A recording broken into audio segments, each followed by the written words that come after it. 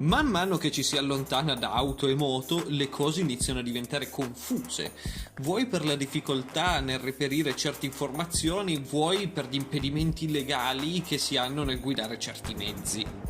Le conoscenze sono poi ancora più limitate quando ci si sposta sull'est Europa, ragion per cui oggi vi presentiamo questo splendido, mastodontico, temibile camion ZIL 131.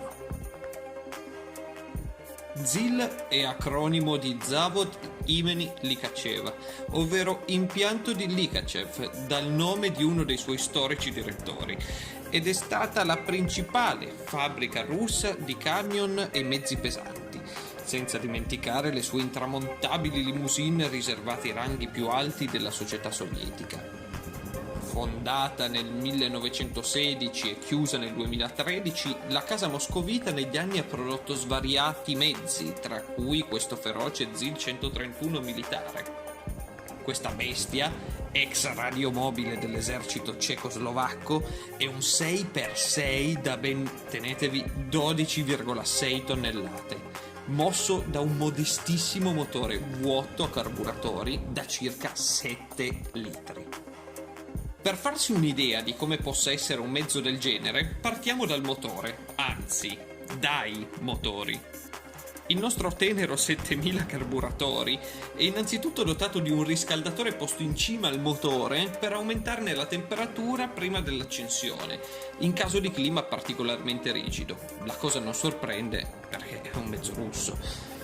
Sotto il propulsore, nascosto sotto al paraurti, comunque in quella zona lì, è presente il primo generatore a benzina capace di produrre 6 kW necessari per mantenere in funzione il centro radio posto dentro la cabina posteriore, ove possiamo anche trovare il secondo generatore supplementare a benzina. Il discorso elettricità è poi monitorato da un grosso pannello di controllo posto di fronte al sedile del passeggero, che quindi sarà incaricato di controllare che la corrente rimanga sempre ad una tensione tra i 220 e i 230 volt e che dovrà quindi intervenire in caso d'anomalia. Sul tetto del centro radiomobile sono poi montate le antenne, mentre poco più in basso troviamo il sistema di purificazione dell'aria, che sarebbe dovuto servire ai soldati in caso di radiazioni e quindi di attacco nucleare. Parlando del centro operativo, risulta essere particolarmente completo, nonostante i macchinari siano stati reinstallati dopo che il proprietario ha comprato il mezzo, curandosi però di riprodurlo il più fedelmente possibile.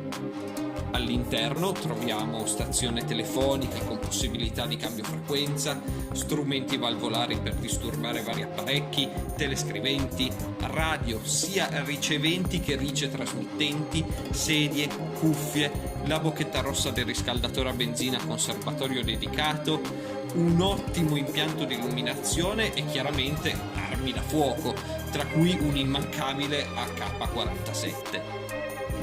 Quest'unità contraddistingue il mezzo da molti altri che potevano essere dedicati ad innumerevoli altri scopi militari e non, esiste anche una versione civile, servendo la patria dal 1967 e restando in produzione fino al 2002.